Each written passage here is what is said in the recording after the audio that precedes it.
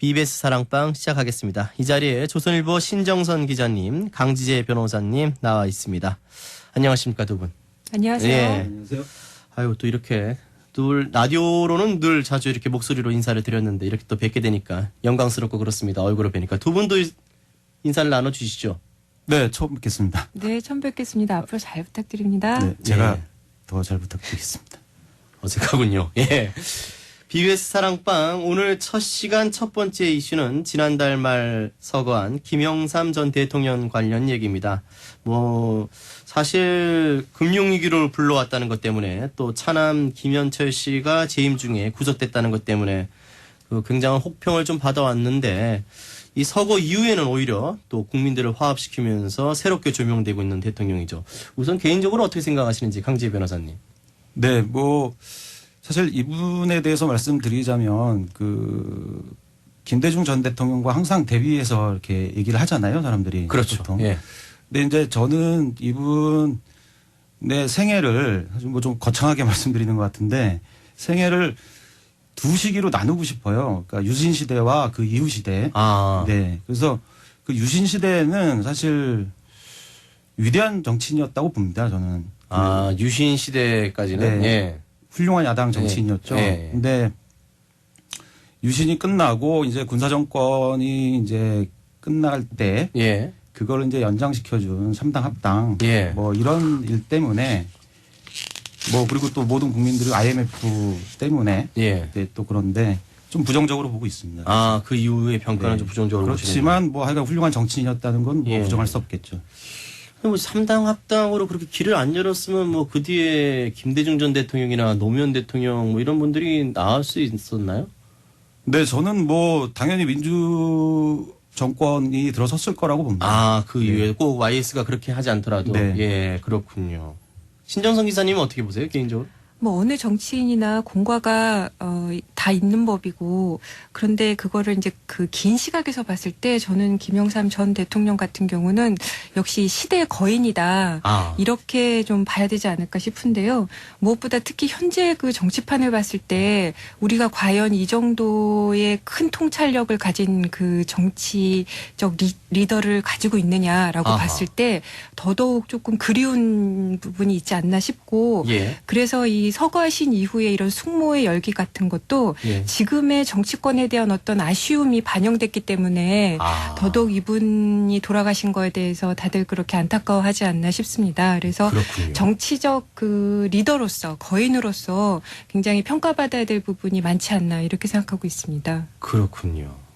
근데 이분이 참 이 여러 가지 업적에 대해서는 이런 것 저런 것 얘기들이 충분히 다 나왔는데 이 자녀분들이 이제 2남 3녀를 둔 걸로 알고 있는데 유독 이제 차남 현철 씨만이 이제 많이 등장을 하고 있는 것 같아요. 근데 원래 장남이 김은철 씨인가요? 이분이 계시죠? 네, 그렇죠. 예. 사실 워낙 현철 씨가 이제 구속되고 하면서 국민들의 뇌리에는 이제 현철 씨만 남아 있는데 말씀하신 대로 5분 자녀를 두셨고요. 예. 게다가 이제 현철 씨가 차남인데도 워낙 이제 두드러지다 보니까 장남의 존재가 잊혀져 왔는데 요번에 이제 장례식의 모습을 드러내면서 장남이 있었단 말인가라고 놀라시는 분들도 사실 많았어요. 그렇군요, 상당수가. 그렇군요. 예. 그 정도로 베일에 쌓여 있어서 혹자는 비운의 황태자다라고까지 하는 우리 사고방식으로 생각했을 때는 당연히 장남이 나설 것 같고 예. 권력을 쥐거나 권력을 행사하려 해도 장남이 할 것 같은데 예. 매우 특이하게도 차남만 조명을 받았죠. 왜 그렇게 된 거죠?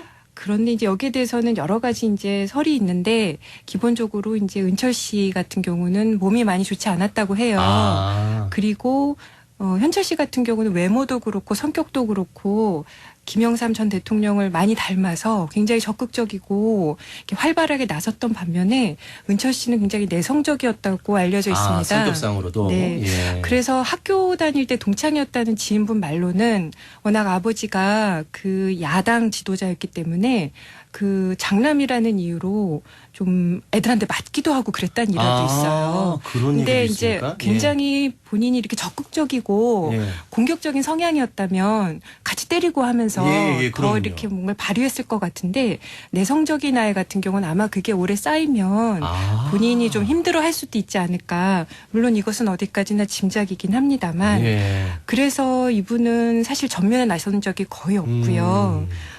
지금 알려진 사실만을 몇 가지 꼽자면 80년에 한양대 공대를 졸업하셨어요. 아, 한양대 공대. 네, 예. 그래서 졸업하신 다음에 잠시 직장 생활을 한 걸로 알려져 있습니다. 아. 근데 이제 유명한 것은 요번에도 회자가 됐습니다만 82년에 결혼을 하셨죠. 아. 그런데 그 당시에 YS가 가택 연금 상태였어요. 맞아요. 예. 그래서 요번에도 많이 이제 얘기가 된 게 결혼식에 못 갔죠. 예. 왜냐하면 가택 연금 상태인 내가 가면 국민이 내가 자유로운 몸이라고 알 게 아니냐. 그렇죠. 예. 그래서 나는 갈 수가 없다. 그러니까 어떤 그 아버지로서의 눈물을 삼키면서 지도자로서의 그 입장을 먼저 내세운 거죠. 예.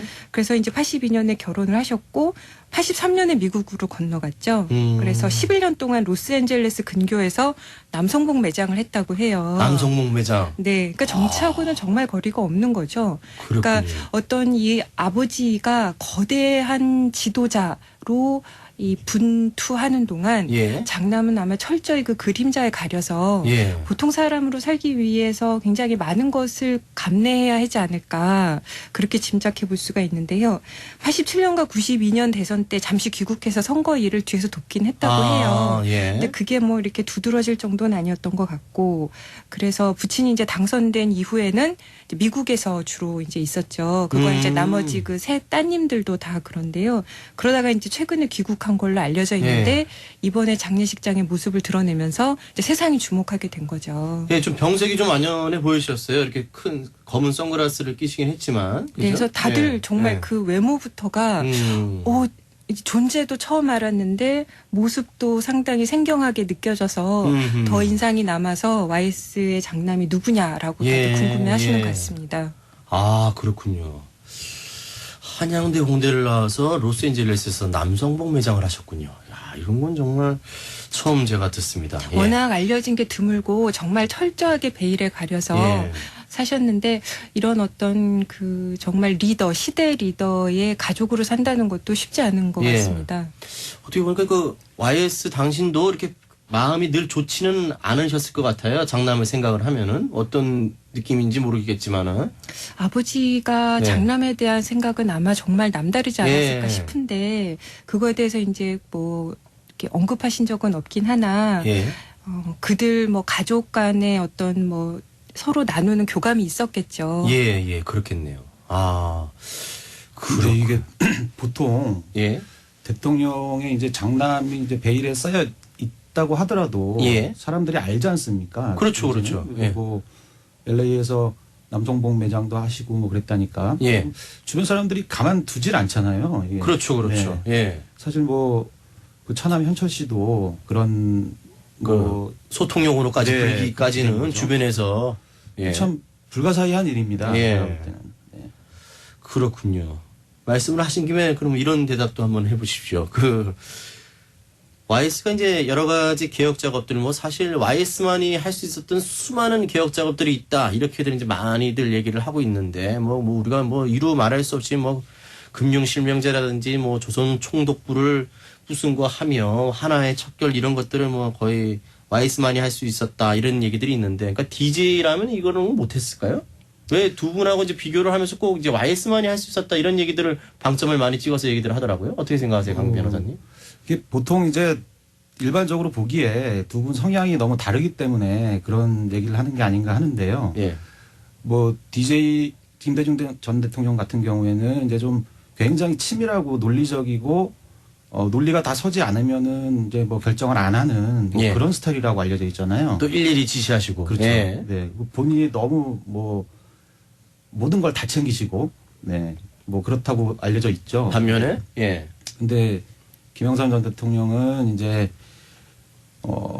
좀 저돌적이고 뭔가를 이루기 위해서 추진력이 대단하다고 그렇게 알려져 있잖아요. 예. 그래서 근데 이 하나회 척결이라든지 말씀하신 뭐 금융실명제라든지 이런 거는 사실 좌고우면하면서 이렇게 정책 조율을 해가면서 할 수 있는 일들은 아니죠. 네, 그렇죠? 그런 예. 그런 게 아니기 때문에 그래서 아마 그런 얘기를 하는 게 예. 아닌가 하는 생각이 듭니다. 아, 그러니까 김대중 전 대통령의 어떤 스타일, 정치 스타일이나 이렇게 성격이나 이런 걸 봤을 때 그런 일들을 전격적으로 단행하기에는 네. 조금 무리가 있지 않았을까 이런 그렇죠. 의견들이군요. 말씀하신 그 금융실명제 같은 경우에 예. 이게 대통령 긴급 명령이라는 게 있거든요, 헌법상. 아, 그러니까 법률의 효력을 갖는 예. 법률은 원래 이제 국회에서 제정해야 되잖아요. 그렇죠. 근데 이제 법률의 효력을 갖는 거를 대통령이 그냥 예. 만들 수 있는 거죠. 예, 예. 그런 걸로 한 거거든요, 예, 전격적으로. 전격적으로. 네, 그래서 뭐 위헌 논란도 많았고 예. 그런데 뭐 대부분의 법조인들은 아마 위헌이라고 생각을 할 거고요. 예. 근데 이제 헌재에서는 합헌이라고 일단 판단을 했습니다. 아, 그렇군요. 네, 뭐 시대적인 상황 뭐 이런 걸 따져서. 그래, 맞아. 우리 네. 그 대학교 때인가 그때 갑자기 밤에 담화를 발표하던. 네, 맞습니다. 예, 생각이 네. 나요. 지금도. 예. 그때는 그게 이런 건지 몰랐는데, 여하튼. 네, 이런 그래서 거여서. 뭐 하여간 김대중 대통령 같은 경우에는 그런 식으로 음흠. 전격적으로 뭐 간밤에 막 만들고 이렇게는 안 했을 거다. 예. 뭐 이렇게 생각하는 거죠, 사람들. 그렇군요. 신 기자님 어떻게 생각하세요? 저도 저 변호사님 말씀하신 것과 비슷한데요. 예. 그 YS 특유의 돌직구 스타일. 아하. 그러니까 그러시고. 예. 그런 것이 가능하지 않았을까. 이렇게 뭐 여러 가지를 다 따져보고 했으면은 이게 좀 힘들었을 수도 있는데 워낙 부작용이 예상되는 게 있었으니까요. 근데 그냥 그래 하자 해서 한 그런 부분이 있었기 때문에 그냥 직선적으로 뚫고 나가는 예. 그분의 돌파력이 있었기 때문에 가능한 부분이지 않을까. 예. 물론 역사의 가정법이라는 게 어떻게 보면 사실 뭐 맞을 수도 있고 안 맞을 수도 있는데 예. 그분이 남기신 것은 공이든 과든 그분이니까 가능하셨지 않을까 싶습니다. 아하, 그렇군요. 어찌됐든 간에 참 돌아가시고 나니까 더 많이 생각이 나고, 예, 또 이렇게 살아계실 때 이런저런 또 비판을 가했던 분들도 많이들 뭐 이분의 어떤 업적이라든가 이런 성과, 이런 부분에 대해서는 재조명하는 분위기가 분명히 사회 곳곳에 여든 야든 가리지 않고 있는 것 같습니다. 김영삼 전 대통령 얘기는 요즘도 하고요. 지금이 이제 연말연시 아닙니까, 본격적으로? 예, 이게 가장 술을 1년 중에 많이 먹는 시점이잖아요. 지금 뭐, 신 기자님도 거의 다 송년회 일정이 다 잡혀 있죠, 신년회랑. 근데 몇 가지 잡혀 있습니다. 몇 가지만 잡혀 있나요? 예, 거의 매일은 아니시군요. 네네. 네. 강진 변호사님은요? 저는 뭐 되도록이면 술 안 마시려고 하고 있습니다. 그런데 주변에서 또 가만 안 놔두잖아요. 네, 그래서 뭐 약속은 좀 잡혀 있는데요. 요새는 뭐 술 마시면 회복도 잘 안 되고. 아, 그래요. 네. 맞아요. 회복이 안 돼요, 회복이. 네.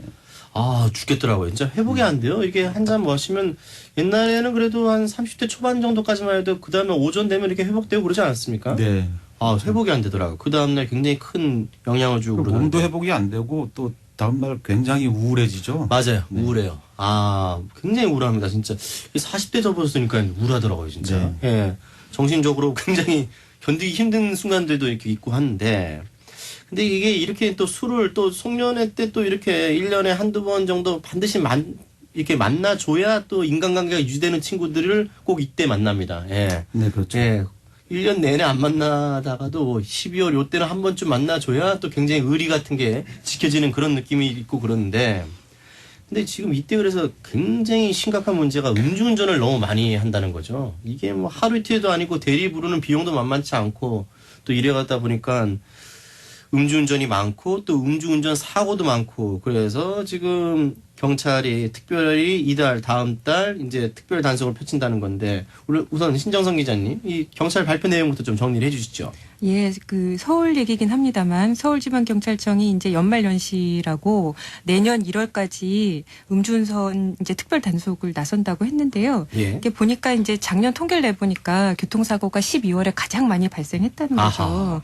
그러니까 이제 12월에 한번 이렇게 강하게 이제 단속을 하겠다는 건데 특히 이제 요번에 달라진 게 예전에는 주로 이제 그 10시부터 그러니까 오후 10시부터 새벽 6시까지 주로 이제 했는데요. 아 지금까지는 보통 네. 밤 10시부터 이제 6시까지 새벽에. 네. 예, 예. 근데 이제 11시부터 밤 11시부터 다음날 이제 새벽 2시까지 예. 집중 단속을 하겠다는 겁니다. 아, 3시간 동안. 네, 예. 집중 단속을 하고 이제 주로 이제 우리가 흔히 이제 머리를 좀 쓴다고 어디서 잡더라, 예. 어디에 많더라. 그럼요. 그래서 거길 피해겠다고 생각하는데 역시 이제 뭐 이 뛰는 사람 위에 나는 사람 있고, 그러니까 그런 식으로 짐작을 못하게, 아하. 그러니까 스팟 단속이라고 이제 경찰들은 얘기를 아, 하는데, 스팟 단속이요? 네, 예. 그래서 스팟 이동식 단속이라고 해서 이제 곳곳에서 출몰하겠다는 겁니다. 아. 네, 점조직처럼.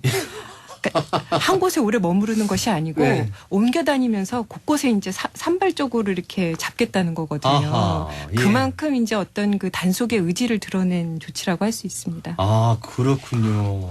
사실 뭐 앱도 있었잖아요, 이게. 뭐 어디 지금 음주 단속한다는 거 알려주는 앱도 있다 그러던데 네. 사실 그건 불법이죠. 글쎄요. 갑자기 물어보시니까 예. 그런지는 잘 모르겠습니다. 아, 불법 여부는 잘 모르시겠고 알겠습니다. 그러면 이게 좀 이렇게 단속을 하면 효과가 좀 있나요? 뭐 아무래도 그 단속으로 하면은 이제 언제 어떻게 걸릴지 모르니까 예. 조심하게 되는 측면은 분명히 있다고 보고요. 아, 우리 일반 국민들이 그렇죠. 근데 예. 음주운전이라는 게 그렇게 단속을 해도 계속 되는 이유가 이건 좀 습관적이라고 봅니다. 저는. 그래서 아, 습관. 네. 왜 돈이 아까워서 그런가요? 돈이 아까 대리운전비 뭐 이런 거 비용이나 이런 게 아까워서. 뭐 술을 마셔서 좀 예. 감정이 과장돼서 돈도 예. 더 아까워지고 뭐 그럴 수는 있는데 예. 그게 주는 아닌 것 같고요. 음주운전 한 번 한 사람들은 계속 하게 되는 것 같아요. 주변에서 보면. 아, 네. 그래요? 이건 또 새로운 사실인데? 예. 뭐 주변에 보시면은 많이 한 번 걸린 사람이 또 걸리고 또 걸리고 아니, 그러니까 그렇게 보통 됩니다. 이렇게 차를 꼭 다음날 써야 되기 때문에 어쩔 수 없이 가져가기 때문에 억지로 가져간다는 얘기들은 많이 있어도. 그런 게 이제 핑계인 거고요. 아, 예. 그리고 또 음주운전을 이제 하면 사실 자기는 별로 안 취했고 예. 운전 자기 멀쩡하게 할 수 있다라고 착각을 하는 거거든요. 그거는 마치 이제 왜 우리 그 운전하면서 전화 통화 많이 하잖아요. 그렇죠. 이것도 원래 안 되는 건데, 네, 많이 하긴 하는데 그 전화 통화하는 게 사실 굉장히 위험하다고 하잖아요. 근데 자기는 모르죠, 그거를. 네. 그거랑 예, 마찬가지입니다. 음주운전도 자기가 지금 어떻게 운전하고 있는 거를 제대로 인식을 못 하고 있는 겁니다. 아, 네. 그렇군요. 그래서 약간 뭐 그런 습관성 때문에 계속 되는 거라고 봅니다, 저는. 아, 음주운전 좀 해보셨죠? 아, 뭐 공개적으로 그렇게 말씀하시면 아니, 그러니까 뭐 제가 이렇게 살짝씩 그죠? 뭐 한두 번은 옛날에 소시적에 해봤는데요. 요즘은 안 하시고. 네, 요즘 절대 안 하고요. 네.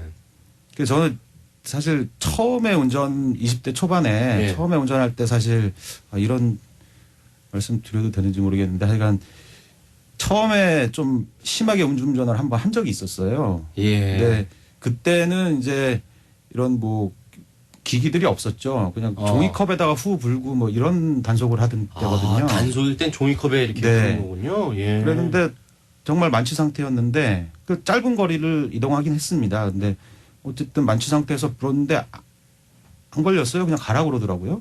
아, 그런데도. 네. 그래서 근데 굉장히 허술한 그러게요. 시대였군요. 그러게요. 그래서 하여간 그 안 걸렸는데 저는 좀 그때 좀 깨달았습니다. 깨달은 바가 있어서 이거 큰일 나겠다 내가. 네. 뭐 이런 생각을 음주운전은 해서 정말 하면 안 되죠. 네, 그 이후로는 절대 안 합니다. 예. 신 기자님은 하신 적이 없죠? 저는 한 번도 없습니다. 예. 저는 술도 싫어하고 운전도 싫어합니다. 아, 운전하실 수는 있는데. 네, 할 수는 있는데 잘 못하기 때문에 예. 그냥 평소에 맨정신으로도 운전대를 잘 안 잡아서 다행히 이 음주운전과는 좀 거리가 멉니다. 아, 근데 참, 음주운전도 근데 참 습관적으로 이렇게 한다는 답을 주시니까 뭐 물어볼 게 없네요, 더 이상. 예. 근데 음주운전도 변호사님 말씀하신 대로 하는 사람만 하지 않습니까? 그러니까 거기에 대한 평소에 어떤 그 개념이 생각이 예. 절대 안 된다라고 뇌리에 입력된 사람과 뭐 한 번 하면 뭐 나는 괜찮아, 나는 빠져나갈 수 있어라고 생각하는 사람과 그런 차이가 그 만들지 않나. 그래서 예. 이렇게 아주 정말 상황에 몰려 사시는 분보다는 그냥 객기하시는 게 아닐까요? 술이 만들어준 용기라고 할까? 아. 그래서 주변에서 많이 이렇게 도와주셔야 되지 않나. 네, 절대 안 된다는 거를. 맞아요. 기자님 말씀 들어보니까 그러네요, 진짜. 아, 이게 되게 엄격하죠, 처벌이 걸리면. 네, 뭐 처벌 뭐 운전 면허가 이제 정지되거나 취소되고 예. 뭐 그런 거는 다 아실 테고요. 그 정지는 0.0 혈중 알코올 농도가 0.05%. 0.05. 네. 취소는 이제 0.1%. 0.1% 넘으면. 네. 예. 그런데 이제 형사처벌도 되거든요. 그래서 어 0.2% 이상이면 1년 이상 3년 이하의 징역을 받고요. 예. 또 400만 원 이상 1,000만 원 이하의 벌금 아. 될 수 있고요. 0.1% 이상이면 6개월 이상 1년 이하의 징역이나 300만 원 이하의 벌금에 처합니다. 아. 대부분 이제 벌금형으로 이제 다 하죠. 이게 그러니까 처음 뭐 한두 번은 이제 벌금형이 나가고요. 예. 그 다음에는 이제 집행유예가 나가요. 집행유예. 네. 예. 근데 이제 집행유예 기간에 또 하거든요, 이분들은. 그래서 그러면 이제 실형을 받게 되는 겁니다. 예. 그래서 실제로 교도소에 구속되고요. 예. 그 실형 받아서 교도소에 수감됩니다. 음주운전 해가지고. 네. 예. 근데 뭐 저도 이런 분들 변호를 몇 번 해봤는데 그분들은 어떻게 변호를 해달라고 합니까? 뭐 잘못했으니 어떻게든 용서해달라. 최대한 좀 감형시켜달라. 예, 예. 선처를 바란다 뭐 이런 예. 거죠. 그리고 그 상황들이 다 있습니다. 그 음주운전 진짜 피치 못할 사정 때문에 그렇게 해야 된다. 뭐 저는 뭐 당연히 변호인이니까 예. 그거를 이제 부각시켜서 정말 뭐 사업상 어쩔 수 없었다. 뭐 이런 핑계를 대는 거죠. 근데 뭐 사실 안 해도 되거든요. 그렇죠. 네. 안 해도 되죠. 그리고 예. 이분들 대부분 다 뭐 이런 말씀 드리면 좀 이상한데 멀쩡하신 분들입니다. 네. 그렇군요. 근데 전과자 되는 거죠. 예. 네. 그럼 오늘 아까 서두에 조금 전에 말씀하셨던 어떤 그런 습관적으로 한다는 말씀이 참 이렇게 많이 마음에 와닿는 것 같습니다. 시간을 많이 확보했는데 벌써 다 돼 가네요. 근데 이거는 좀 제가 신 기자님한테 여쭤보고 오늘 좀 마무리하도록 하겠습니다.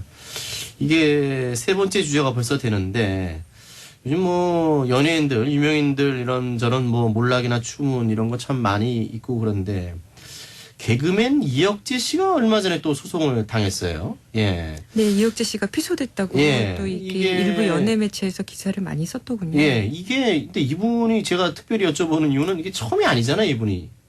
그러니까 이분이 굉장히 그 제가 요번에 또 확인을 하려고 보니까 이런 식이었다면 이렇게 좋게 말하자면 잡음, 네. 트러블이 간간히 있으셨어요. 예. 그리고 특히 2010년에 그 룸살롱에서 여성 그거 제가 그 얘기를 종업원과 예. 남성 종업원을 때렸다고 해서 그때 하시던 방송에서 하차를 했죠. 하차했는데 하고서 한 1년 반인가 만에 다시 그 케이블 TV에 출연을 하시면서 이렇게 다시 방송으로 돌아왔는데 그렇죠. 예. 제 얘기를 돌아오고 하셨죠. 나서도 예. 이제 문제는 그 중간에 이제 방송을 쉬면서 이분이 이제 경제적으로 어려우니까 사업을 하셨어요. 예. 근데 그 사업으로 또 잡음이 생긴 거죠. 아. 근데 특히 작년 같은 경우는 보니까 그 직원들한테 월급을 안 줘서 아. 근로기준법 위반으로 벌금형을 받으셨어요.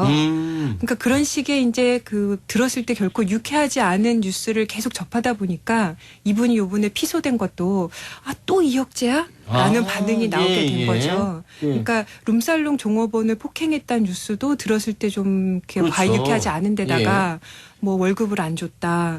거기다 요번 같은 경우도 뭐 잠시 내 통장에 뭐 넣어놓으면 된다고 했는데 일부만 돌려준다든지 아. 상식적으로 봤을 때 저 사람 왜 그러냐 이렇게 갸우뚱하게 되는 그런 경우라서 사람들이 조금 좀 이렇게 의아하거나 좀 거부감을 갖게 되는 것이 아닌가. 예. 그래서 한 10년 전만 해도 굉장히 사랑받는 그럼요. 이게 분이셨는데 연예 대상도 받은 걸로 알고 있는데 제가. MC로는 굉장히 인정받는 분이었는데 이런 일이 자꾸 계속되니까 아무래도 좀 소위 말하는 비호감이 예. 쌓여가는 게 아닌가 싶습니다. 뭐 이게 언론에 대한 원망도 좀 많이 하시는 것 같던데 이혁재 씨는. 근데 이혁재 씨 같은 경우는 이제 제가 방금 전에 말씀드린 대로 언론이 없는 거 내지는 한 가지를 굳이 과하게 보도를 했다기보다는 예. 본인이 계속 이렇게 뉴스에 오르내릴 아하. 정도로 뭔가를 계속 하시니까 이게 쌓여서 된 거라 언론이 이혁재 씨에게 가혹했다고 보기엔 좀 무리가 있을 것 같습니다. 아, 그렇군요. 단호하게 말씀을 하시네요, 오늘. 예. 알겠습니다.